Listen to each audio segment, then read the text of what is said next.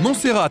À 20 minutes de route de Barcelone, SEAT vient tester ses derniers prototypes dans le cadre paisible du circuit de Can Padro. Toujours en quête d'image, le constructeur catalan, propriété du groupe Volkswagen, se forge peu à peu la réputation d'un créateur de concept car. Il témoigne de la puissance créative du département design mené par l'italien Walter de Silva. Son dernier ouvrage, baptisé Salsa, préfigure la remplaçante de l'actuelle León et au-delà le style des futurs SEAT. Dévoilée au salon de Madrid en mai dernier, la Salsa prend l'aspect d'un coupé de +2. Assemblée chez Ital Design, elle exhibe une carrosserie en aluminium recouverte de 7 couches de peinture. Compacte et ramassée, à la manière d'une Alfa 147, une autre création signée de Silva, le proto-SEAT rappelle le scarabée. Dépourvu d'aspérité, l'Espagnol se distingue par ses rappels de clignotants élégamment intégrés au rétroviseur, ses essuie-glaces dissimulés le long des montants de pare-brise, sa double sortie d'échappement central et sa caméra arrière assurant la rétrovision.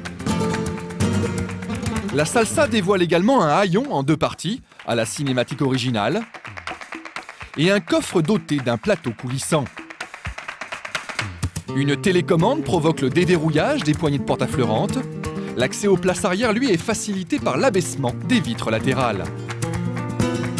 Avare en espace comme en surface vitrée, la Salsa fait varier les plaisirs et les matières.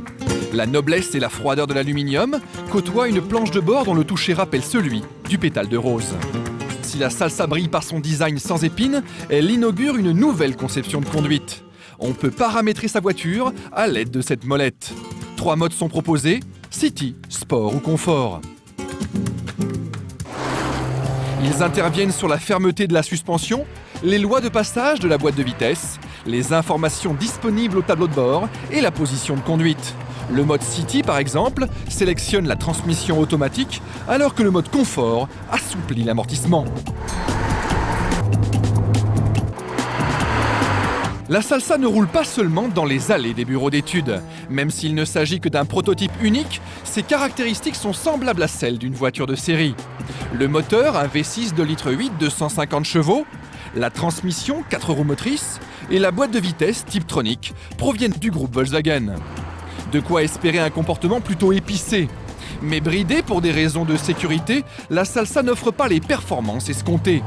Elle se contente de faire apprécier la rigueur de son châssis, emprunté à la León, l'efficacité de la motricité et un confort de roulement préservé. Il faudra désormais attendre le lancement de la future León au second semestre 2004 pour goûter au plaisir d'une Salsa totalement libérée.